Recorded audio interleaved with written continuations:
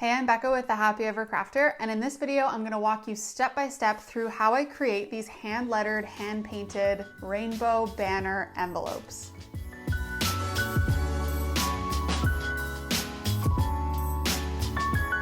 All right, so first things first, let's talk about tools.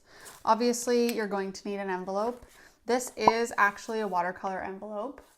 You can buy them. It's not a very thick watercolor paper though. So you're gonna see that in this video, my banner will probably warp a little bit.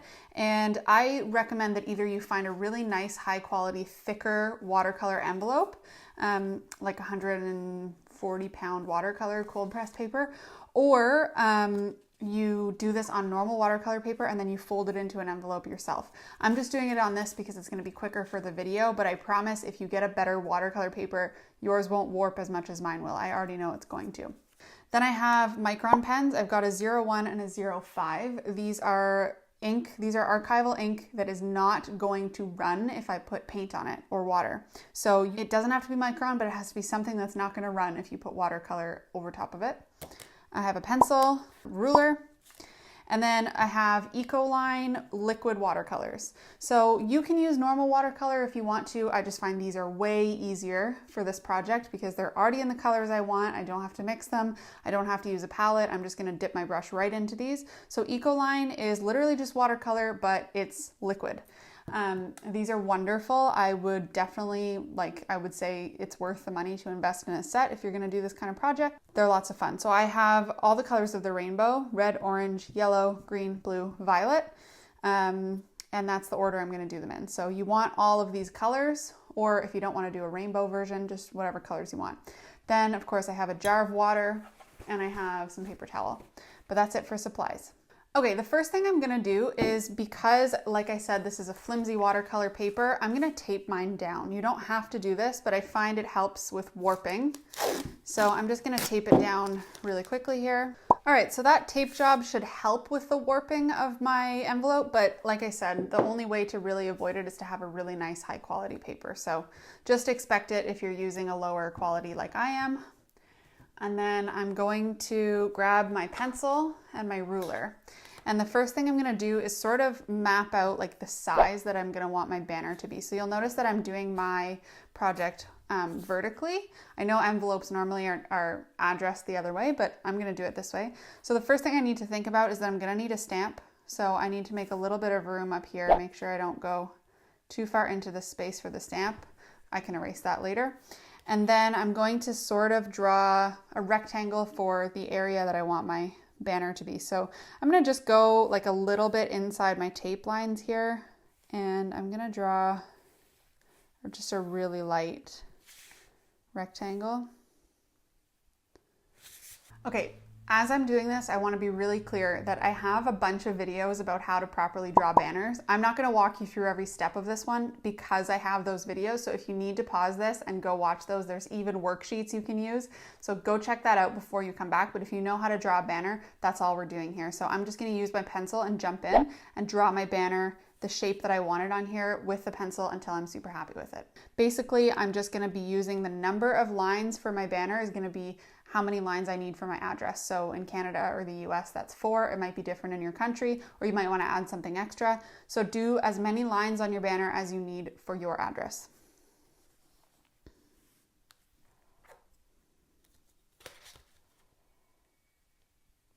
Okay, once you have it sketched in with your pencil, just go over it with your micron pen. So I'm using my 05 for this part.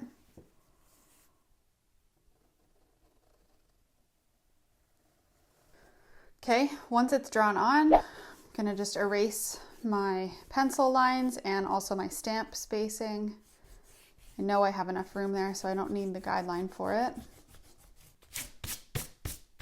Okay, so I'm just opening up all of my Ecoline paints and I'm gonna have them in the order that I want them. So again, in the order of the rainbow: red, orange, yellow, green, blue, violet. I'm gonna have them lined up here on my left side. And then I have my paper towel on my right and I have my jar of water also on my right. And I think when I talked about materials, I forgot to mention a brush, but of course you're gonna need a brush.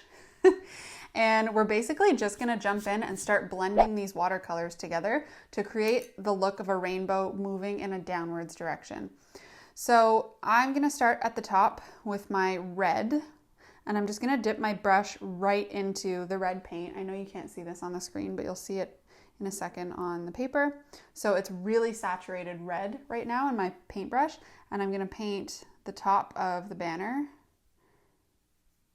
Again, making sure it's really saturated, like you want lots of paint on there because the next color you touch into there is gonna blend. And if it's not really wet, it's not gonna work very well. So you want, right now we're doing the back pieces of the banner, which are gonna be the darkest. So keeping this really, really saturated with color, and I'm doing about this much red, half of this banner here. And then I'm gonna take off a tiny bit of the red in the water. Not all of it, you can keep your brush like sort of messy.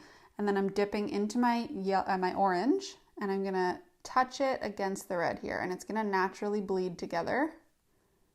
So you want the middle of this little piece of the banner to be really blended, really a mix of orange and red. And then as you move towards the bottom of it, you want it to get more orange. So you can just continue along here with the orange,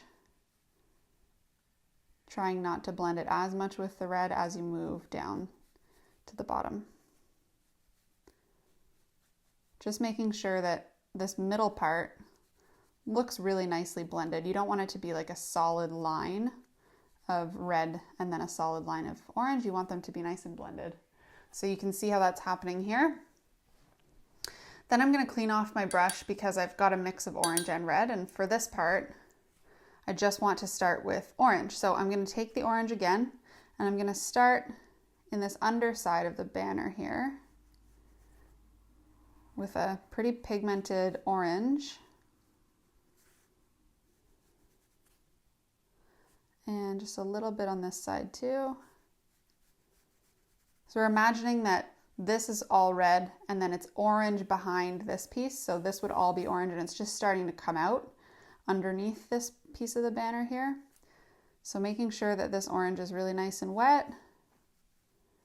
And the next thing I'm gonna do is clean off the orange a little bit and dip into my yellow. And I'm gonna start blending the yellow in. So same way we did with the red, just blend the yellow. It's gonna look really, really orange at the top here, but as you move down, you want it to become pretty yellow.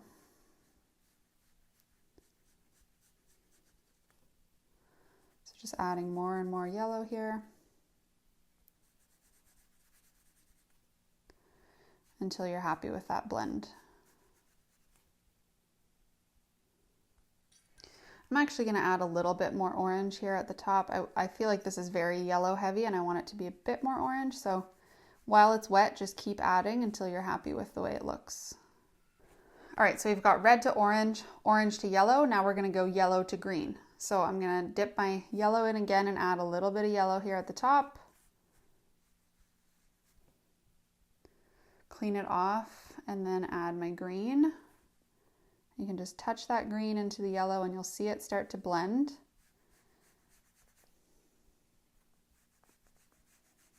Now with blending, generally the darker color will take over. So you see how the green is blending up into the yellow there?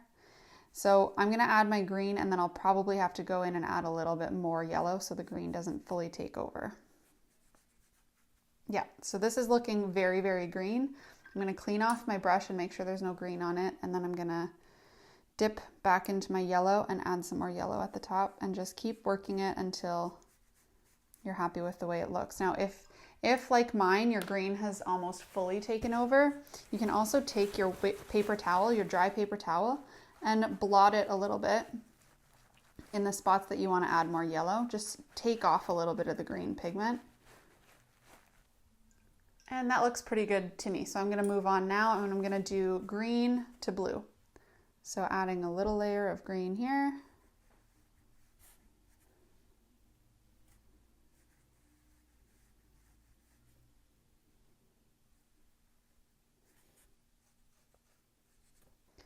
Cleaning off my brush, adding the blue. Blue is really, really dark color, so it's probably gonna bleed quite a bit into the green. And again, the back parts of the banner, we do want them to be really dark. So don't be worried about adding too much pigment to these areas. And I'm noticing that over here, my blue and green aren't blending very well because my green wasn't wet enough. So I'm just gonna add some more green, kind of blend it through. Okay, and then lastly, we're gonna go blue to purple or violet, whatever you wanna call it. So blue a little bit here. And both of these colors are really vibrant. So you'll have a pretty dark bottom of your banner here. So there's the blue. And now I'll just add the purple, and they blend really nicely together, those two. So I've got all the behind parts of my banner, and now I'm gonna do a really similar technique in the front parts, but I don't want it to be quite as dark because we're gonna write over top of it. So for this version, we're gonna use a lot more water. So we'll start here. I'm gonna dip my brush in my water. I know you can't see it, but I'm just dunking my whole brush in the water, and then I'm gonna dip into the red. And only a tiny little bit. Like, I don't want to fill up my whole brush with red, just a little bit of red and a lot of water. And I'm going to start on the top portion here, and it's a much more muted version of red. Now, the other thing you can do is just use a lot of water and add it to the banner, and then dip into your paint and kind of add it on and smush it around. So I'm going to do, again, a top layer of red, the same way we did up here, and just add lots of water. Make sure it's nice and wet, and then dip into the orange and just kind of touch it in there. Now that was really saturated, this bit, so I'm just going to add lots of water on my brush and keep smushing that around.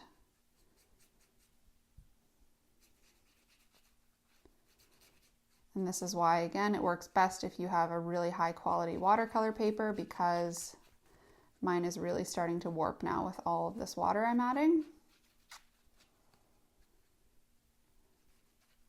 So just adding more water, tiny bits, more color. You're just kind of making this a much more muted version of that first part we did.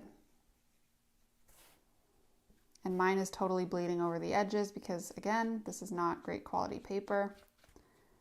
But if you can stay within the lines, that would be best. So while this is wet, I'm just going to add a little more color, a little more red, a little more orange, just kind of touch it up until I'm happy with it. And I think that's good for my top part.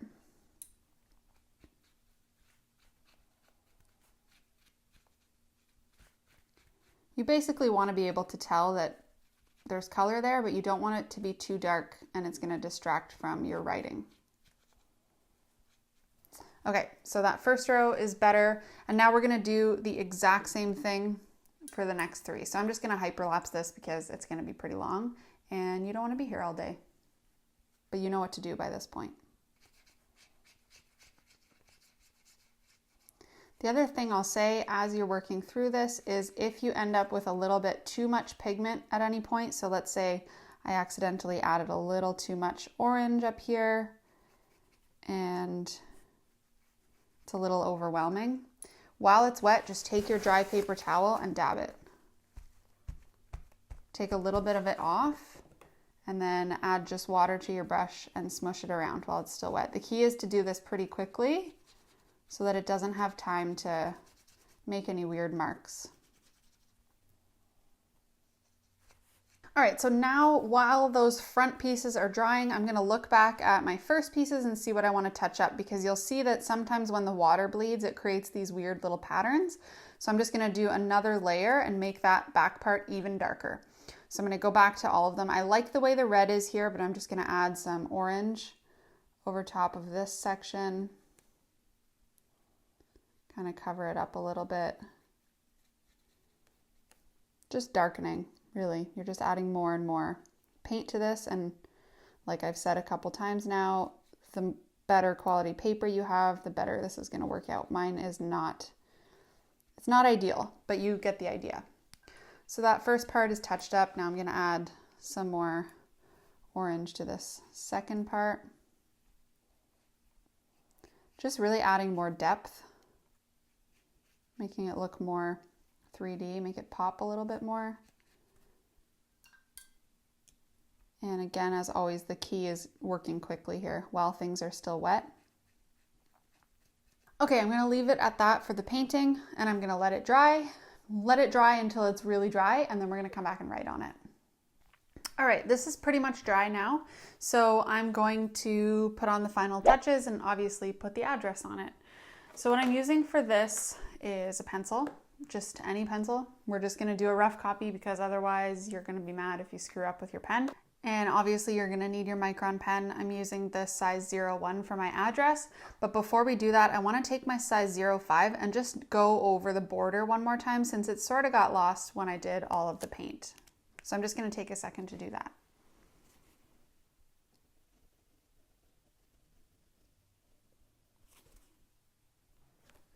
Okay, you'll probably notice that I made those lines quite a bit thicker than they were at the beginning, and I'll just be real with you guys, it's because of some of the bleeding that happened with this crappy quality paper. I actually don't mind the look of it though with the thicker lines, but it's totally up to you how thick you want to make those. The next thing I'm going to do is take my pencil and I'm going to write on my address. I'm just going to write it in really small, simple block letters. I just want it to be very simple and not detract from, you know, the prettiness of this banner. So I've written out my address just messy here and I have it ready to put it on here. I'm just going to write it really kind of lightly with my pencil on top of the watercolor paint, and then we're going to go over it in pen. So again, just make sure you do this really lightly, because if you need to erase it, it doesn't work that well on watercolor. You want to make sure it's really light. And you want to follow the curve of your banner, of course. Don't just write straight on the front of it or it won't look like it's really curving around as it should. Okay, once you've got your pencil lines, just take your smaller micron pen and go over it. Of course, being really careful here because you can't go back.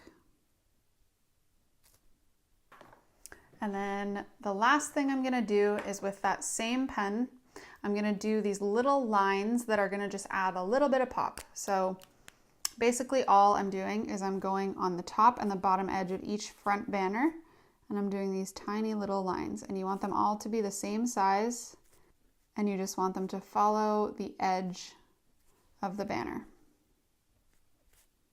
Just makes it look a little bit more finished. And there you have it, your custom, hand-lettered, hand-painted rainbow banner envelope.